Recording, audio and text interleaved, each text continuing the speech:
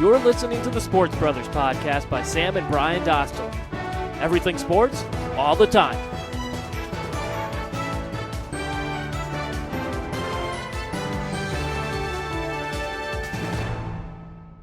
Cause I knew you were trouble when you walked in.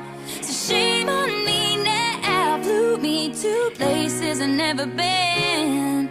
Till you put me down, oh, I knew you were trouble when you walked in.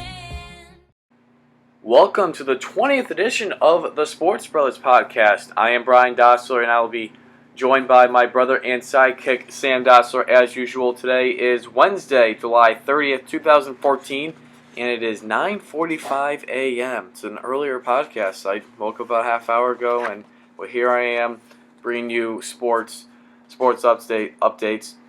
Sam, You're just such a trooper. Yeah, I know. You're such a trooper. I know. You really are. I know. Wow. I think everybody should give him a round of applause. I could put that sound effect in, but I won't do it. Because you're not. Sam, we only got 2, maybe 3 more shows left. I'd say 2. Yeah, before you go off to North Carolina. Yeah. Your little 7-month trip. Hopefully longer. Yeah, hopefully longer. On today's agenda, we have some topics to discuss, including John Lester and the MLB trade deadline, Emmanuel Mundiay, Byron Scott, NFL injustice, and then Stump the Bro, a big Stump the Bro at that. I'm up 5-4. Sam needs to try to tie it. He won't. I got a good one for you. I don't know if you'll get it. I got a good one for you. Okay. Well, the trade deadline, it ends tomorrow, July 31st. No, did I say the 30th? Today's July 30th, not July 30th. Today's July 30th. Yeah. It's tomorrow, July 30th. Okay. I think in the opening May it said July 31st, but today's July 30th. If I didn't, I apologize, whatever. But, yeah, the trade deadline is tomorrow. And for us Red Sox fans, it could be a scary moment. Because obviously all the MLB trade deadline talk has been surrounded by the Red Sox ace John Lester. He's rumored to go to numerous teams. As many as 9 teams Yeah. have been there. You've heard the Blue Jays, the Brewers, the Dodgers have been thrown in there. Pretty much any team That's contending. that's in contention. The Orioles, that's in contention, has been in this John Lester sweepstakes. The Mariners have also been rumored in there. The Braves, even the Marlins a little bit, but I don't think so. The Pirates, but the Mariners I think bring up an interesting situation because it would be right near where he grew up, Lester, and he grew up in Washington, and I think maybe he wants. I mean, he's always liked pitching in Seattle in front of his hometown fans. Whether he wants to actually play for them is a different story, but they're talking about him. But I mean, it seems like the Dodgers, because they can throw all that money, they can throw all those prospects back at the Red Sox. They kind of seem to be the front runners for Lester. Before there was rumors saying to be Kemp for Lester. Now those kind of have digressed a little bit. I think that would be. I don't know that the Red Sox would be getting a very good deal if they did go with the Kemp for Lester. Obviously, Matt Kemp was one of the best players in baseball, maybe the best player in baseball a few years ago. Close to a 40-40 guy. Just hit for power, speed, graceful in the outfield. Could really do it all. Hit for average. He almost. Miguel Cabrera was the guy who got that first Triple Crown since 1968, a couple of years back. But the year before, Matt Kemp was right there. He almost got that Triple Crown. I think it was home runs where he was a few behind. Or it might have been RBIs, one or the other. So this is a guy who was an elite talent, but since injuries derailed his season last year, he hasn't really gotten on track yet. There's been some talk about him being trouble in the clubhouse. And that's not something you necessarily want with a young team, which the Red Sox are. You don't want that veteran who's going to cause trouble in the clubhouse. So I'm not sure that Kemp would be a great deal. Although yesterday he did go the other way, went down and got a ball, low and outside, and shot it and sent it the other way for a home run. So maybe he's starting to find himself a little bit. But I don't know if Matt Kemp is the guy you want to deal for, especially because the Red Sox, their big thing, right? They're talking about they don't want to sign Lester to a long-term deal because he's 30, and you can understand that in a way. But Kemp's not young either. He's 29. He's going to be turning 30 before the end of this season. That is a good point. The Reds. Kemp actually hit 2 home runs last night for the Dodgers. Hit another one after we went to bed. Okay, so And you mentioned the age, and 30 is kind of usually the age that the Red Sox kind of stay away from. And you've seen that in the past with Johnny Damon, with Jacoby Ellsbury last season. They've let players go. And even though it may, also with Ellsbury was the money. But, this may, you very well may see it happen again with Lester. I want to see him back. He's even voiced saying that he'd be no hard feelings if he was traded. He would re-sign with the Red Sox in the offseason. But, basically what it comes down to is the Red Sox don't want to pay the market price for Lester. They don't want to pay what he's worth.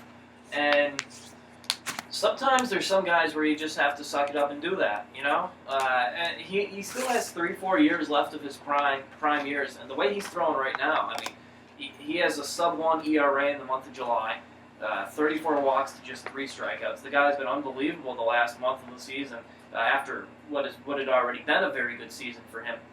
So sometimes you just got to suck it up and dish out the money. They offered him 4 years, $70 million, which was within the industry a bit of a slap in the face because that was well below his market value. And I think they could get him for a 5-year, $120 million deal, $100 million deal, which the Red Sox can afford. Yeah, they can. They can certainly afford that. That's the thing. That's the thing because if you go over to the Tampa Bay Rays with David Price, there's been many players that have walked away from Tampa because of lack of money. David Price could be the next one. He's a free agent this upcoming off season. It seems like they're going to hold on to him though. Price does have a start today. And, they're right in the mix here. And they're right in the mix. They're 4.5 out of the second wild card. So I think they're going to hold Price. So I don't see him going anywhere and try to make a playoff push. They're just one game. If they win tonight, they're back to 500. I'm not sure the last time they were at 500, but it's been quite some time because for a while there, the Red Sox and the Rays were going back and forth for the last place lead or whatever you want to call it. Yeah, right. But not anymore. Now the Red Sox have that. Also, John Lackey, he's been rumored to be in the trade talks because if he stays, he'd only be making $500,000 next year, so he'll want a contract extension. If Lester's gone, then he'll be gone apparently. So and that makes sense, I think. Yeah. Because I think if the Red Sox trade Lester, they're really conceding next year too, right? They're going to be a very young team. We'll have Dustin Pedroia still in the mix, but will that make Ortiz unhappy? Will he want to ask for a trade? It's amazing what the difference that 365 days can make. Actually, I was thinking about this before we went on the air.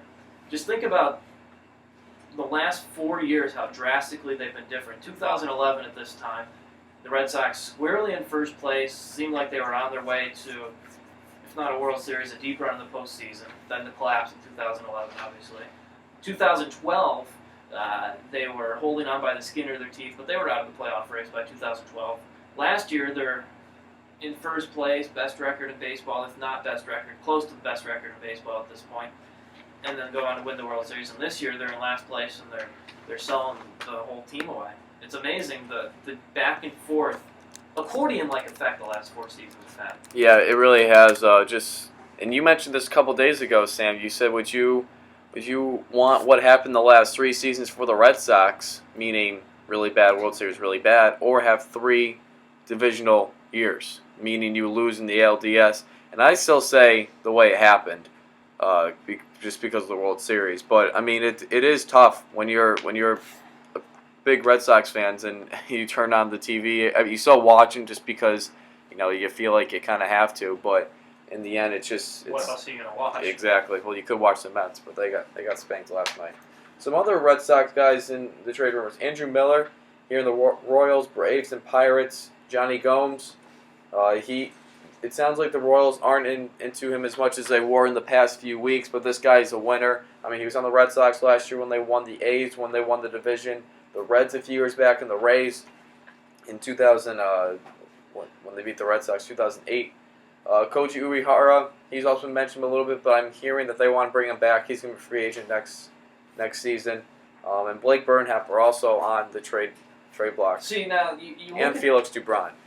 he can go. Yeah. I think the Red Sox, I'm 50-50 on what they're going to do with Andrew Miller.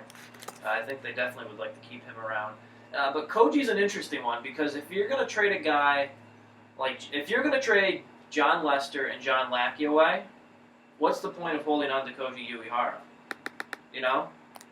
Koji's been your closer since June of last year, and he's been very, very good. I'm not denying that he hasn't been very, very good, but what's the point of holding on to him if you give away your top 2 starting pitchers, not only for the rest of this year, but for when everything starts fresh next year, you know?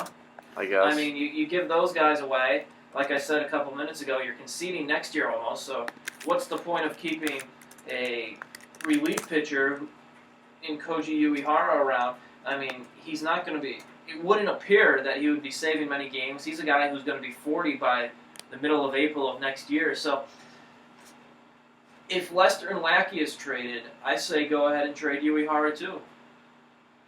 And to your point, Sam, about how the Red Sox where they were like the 4 years. A year ago today, they were 63-44, and they're coming off that loss where Nava got thrown out against the Rays at home plate, and they lost 2-1. That was yesterday? Last year, yesterday. I thought the season was over after that. Well, I didn't think they were going to win the division.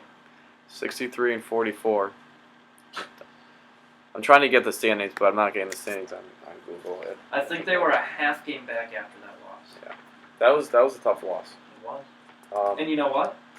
If it happened yesterday, it would have been reversed. It's true. It's true. What 365 days make? All right, moving on from the Red Sox, Justin Masterson. Sources are saying that the Indians are very willing to trade their opening day starter to elsewhere. I haven't heard any teams. I've been looking everywhere for where they would trade. I mean, I would kind of assume it would be kind of the same teams that Lester be trading. There's so many with the 9 teams you mentioned. And I think that's kind of surprising that they're willing to deal Masterson. The Indians are only 3.5 games out of the wild card. And also, as Jubal Cabrera is saying that he's also on the trade block. Both are free agents after the season. Masterson, he's going to be coming off the disabled list on Friday, but he could be in a different team by then. This year, he's 4-6 with a 5.51 ERA and 98 innings pitched. But this is a guy that Francona likes. He had him in Boston. And then he came over with him in Cleveland, and he could be traded away from Cleveland. And kind of interesting, his process, he's at a low right now. He's not worth nearly as much as he would have been if they were to trade him in the offseason or something. It'll be interesting to see what transpires as far as Justin Masterson goes. And this trade deadline, Brian, there's always a lot floating around any trade deadline, but this one, there's more so than I can remember in the past, a lot of big names floating around. I mean, you'll have the 1 or 2, but there's a lot of them floating around. One, I don't know if you have it in the outline here. I don't think you do, but Troy Tulowitzki and Carlos Gonzalez. Yep. They've been rumored to be going to the Mets. The Mets, yep. There's just a lot of things happening. It's going to be a very interesting next 36 hours, whatever it is, before the trade deadline. And in return, the Indians want young and controllable starting pitching. So they're looking for that. Isn't everybody? Yeah. I mean, again, I looked for teams who were going after him, but I couldn't find them. So Darwin Barney, a few days ago, the Chicago Cubs traded him to the Los Angeles Dodgers. He won the 2012 Gold Glove Award at second base. And Sam, he's only hitting .230 this season, but he's not coming over for his offense. He's coming over for his defense. And when he's going to be playing, it's going to be late game scenarios. He's going to go in the 7th, 8th inning when the Dodgers are up by a run he's going to be in there for his solid defense, nothing else. Oh, yeah, that's basically what he's come over for. And I don't even know that he's going to be that late inning defensive replacement because you got D. Gordon playing second base, and I don't know that you want to take him out of maybe third base games. Then? Maybe third base. I don't know how much experience Darwin Barney has over at third base. But, that would maybe, if he does have the ability to play, that might be the more likely of the two places just because Juan Uribe, he's a bit older, not Made an error last night. yeah, he made one last night. But this is I think a very good signing for that Dodgers because they had guys like Nick Punto last year, guys that came off the bench. Hairston came off the bench last year for them and gave them that depth when they needed a pinch hitter or a defensive type replacement. This is the type of player that you need to build the roster. It's one of those under the radar moves at this time of the season, but something that could pay huge dividends down the road for a Dodgers team that really has their eye on the ultimate prize of winning the World Series. And I'm going to say that look out for Barney and Justin Turner to be huge guys off the bench for the Dodgers. Two guys.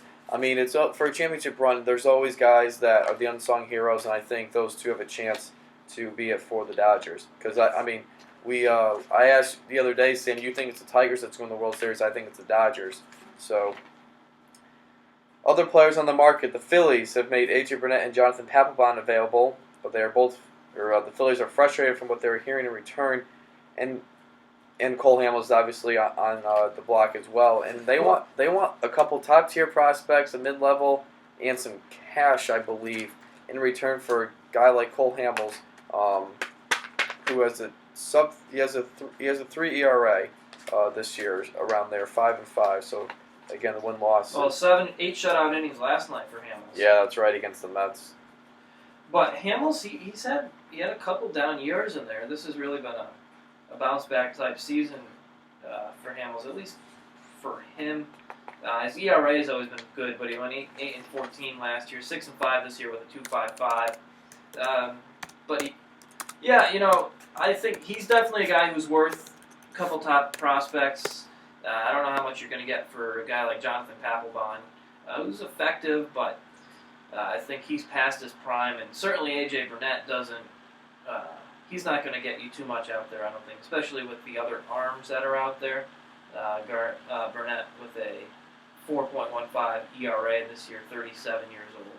He's definitely a guy. I think he kind of falls under that Jake Peavy category. Mm-hmm. Yeah, I would Still agree. throws harder than Peavy does, but same point in their career, fourth, fifth starter for a rotation. So he would be a nice piece for a contender.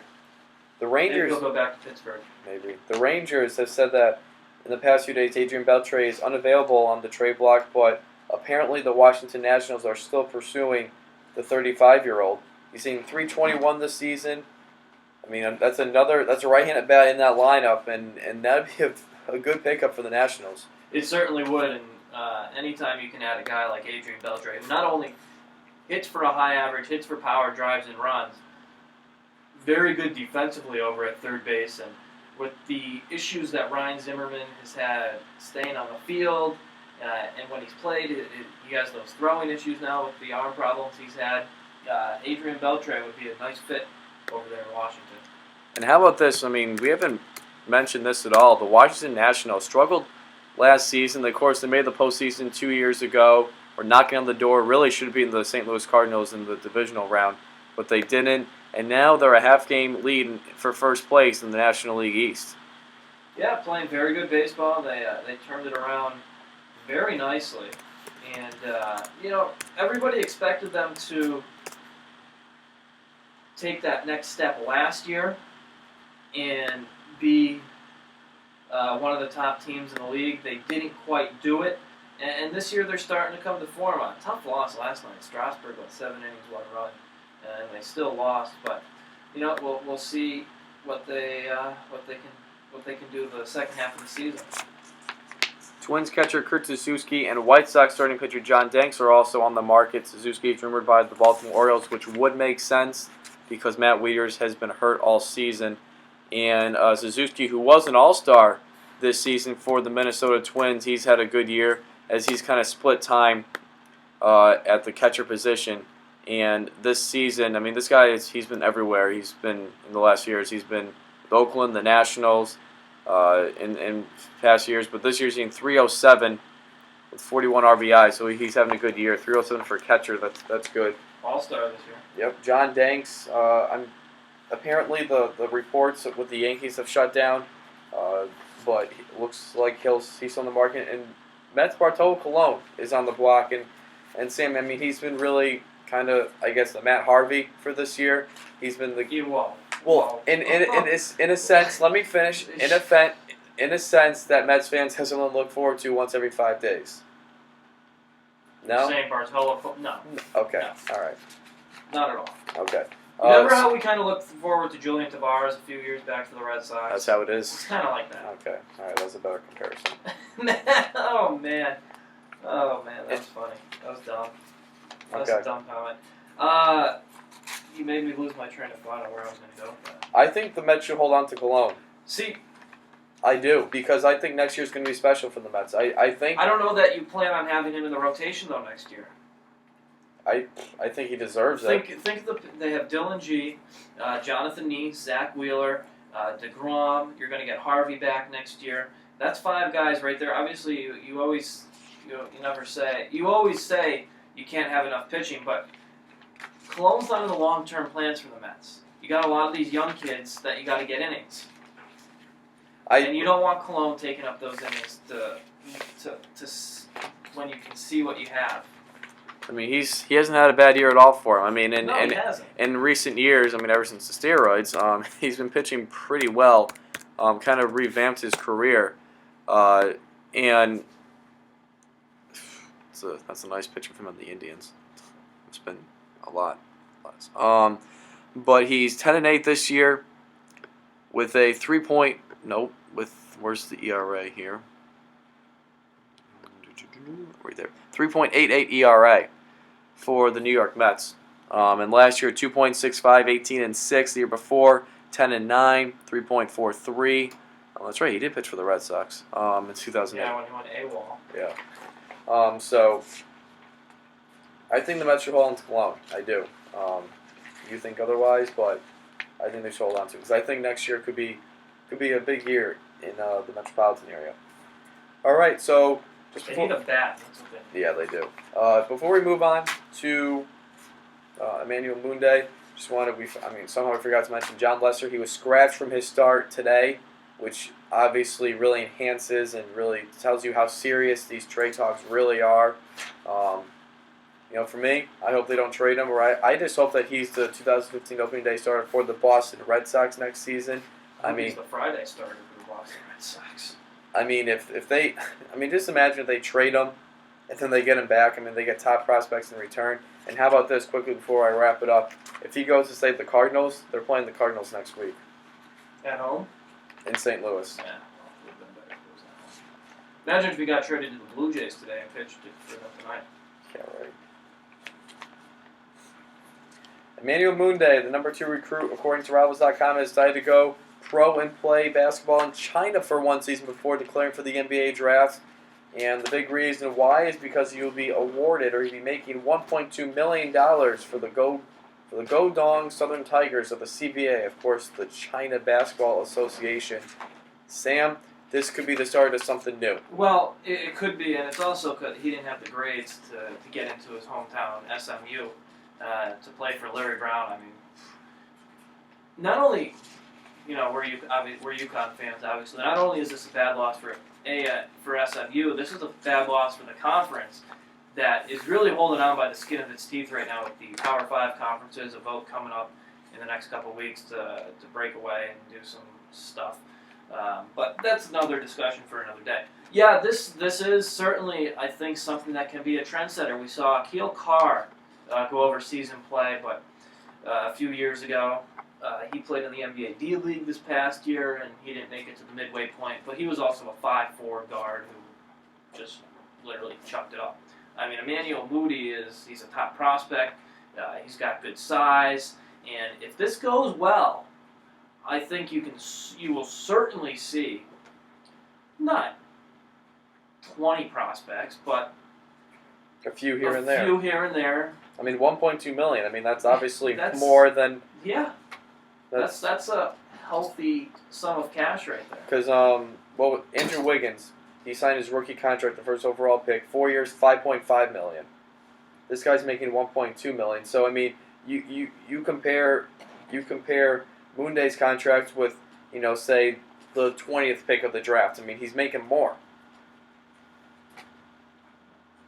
Right? I mean, is I it? don't know. I don't know how the numbers break down. but I'm pretty Is Wiggins making 5.5 over 4 years. over 4 years? Are you sure? Yeah.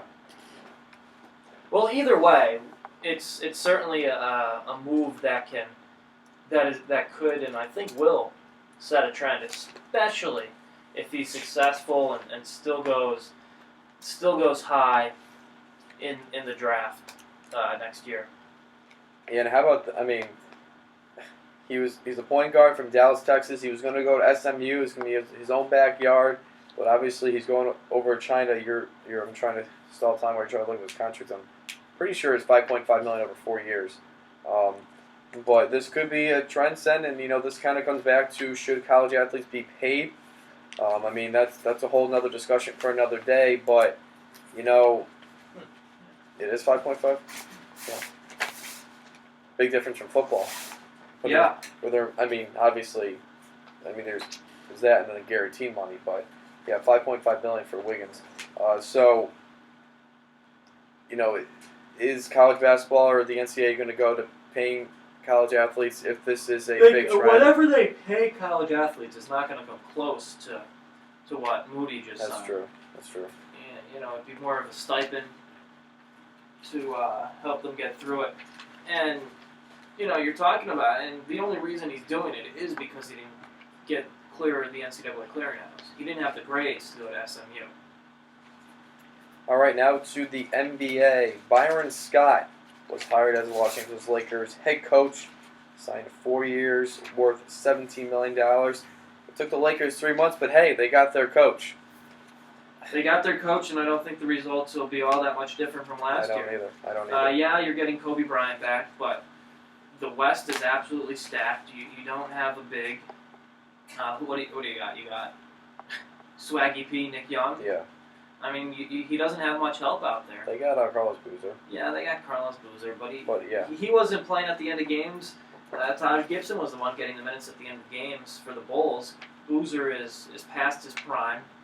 I don't see the Lakers making the playoffs this year. The Denver Nuggets, who struggled last year, I think they're going to be much better. Just to throw another team in that they have to worry about because they're going to get Gallinari back this year, yep. who missed all of last season with, I believe, what was it, Achilles injury? I think so, yeah. So they're going to get him back, and that'll make them pretty much the same team they were a few years back when they were a good team and made the playoffs. So I just don't see how the Lakers can make the postseason with the roster they have. They needed to get a couple guys in free agency. They didn't. Kobe Bryant's going to be shooting 20, 25 times a game. It's going to be a tough season in Los Angeles. The prime team again out there is going to be the Clippers. And assuming that, just on the other teams in the Western Conference, assuming that Eric Bledsoe re-signs with the Phoenix Suns, they were knocking on the door for the postseason last year, so it's another team that they would have to worry about.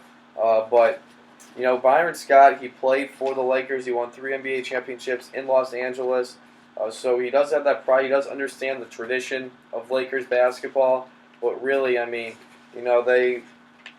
it's a lost cause. It really is. And by the way, Steve Nash said that next season is going to be his last season. This season here? Yeah. Yeah. You said next season. Okay, this upcoming season will be his last. NFL injustice. NFL Commissioner Roger Goodell has made some interesting suspension decisions lately.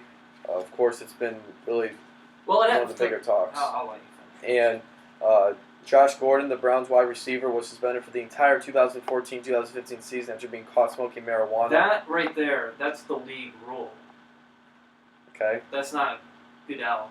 He is handing it down, but that's written out. Okay, and then a week or so later, the Baltimore Ravens running back Ray Rice was suspended for 2 games after domestically violating his girlfriend by beating her fiance. Then fiance, now wife. Okay, there you go.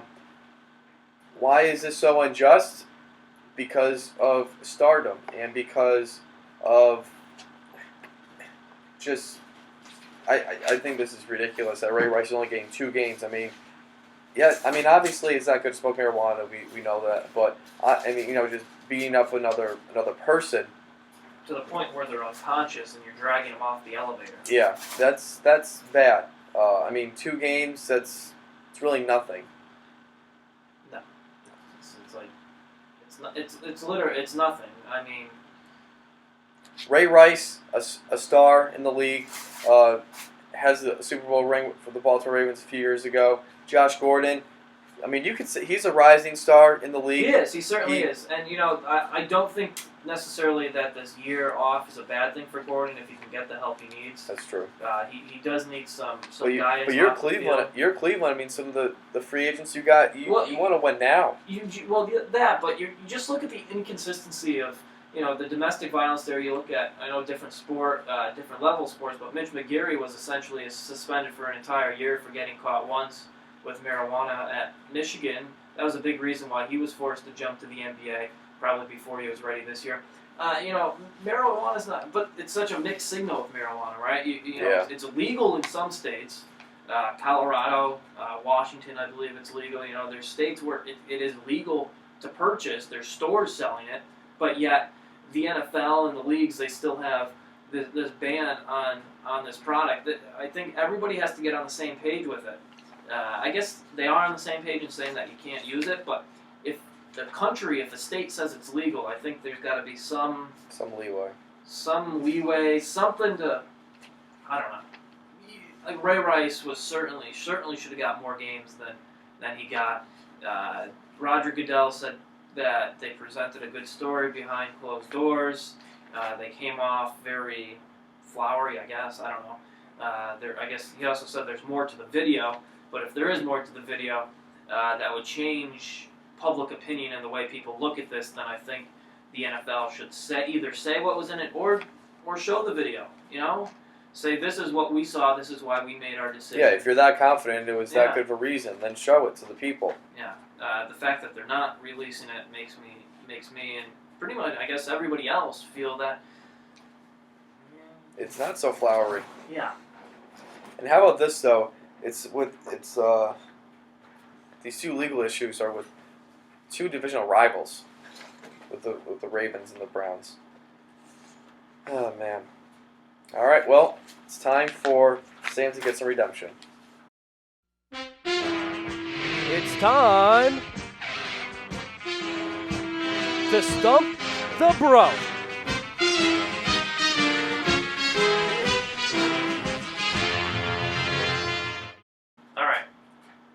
Which active Major League Baseball manager has the most career wins? The Cleveland Indians' Terry Francona, the Baltimore Orioles, and Buck Showalter, there we go, or the Giants' Bruce Bochy?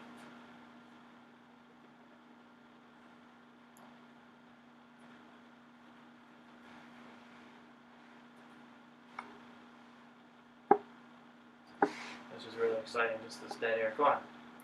I'm going to go Bruce Bochy. Yeah, was that a lucky guess? No, Francona, I mean, they've all had good seasons. I didn't think it was Showalter. I mean, he did it with the Yankees. He had good years. Showalter's been around a long time. Bruce Bochy has 1,587. Showalter with 1,206, and Francona with 1,160. Yeah.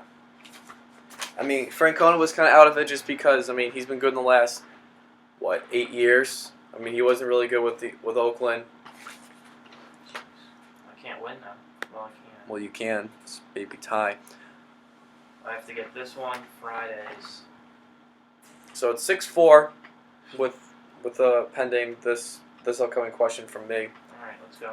Who was the last Boston Red Sox to hit a home run in the old Yankee Stadium? David Ortiz, Dustin Pedroia, Jason Varitek. 2008 was the last year.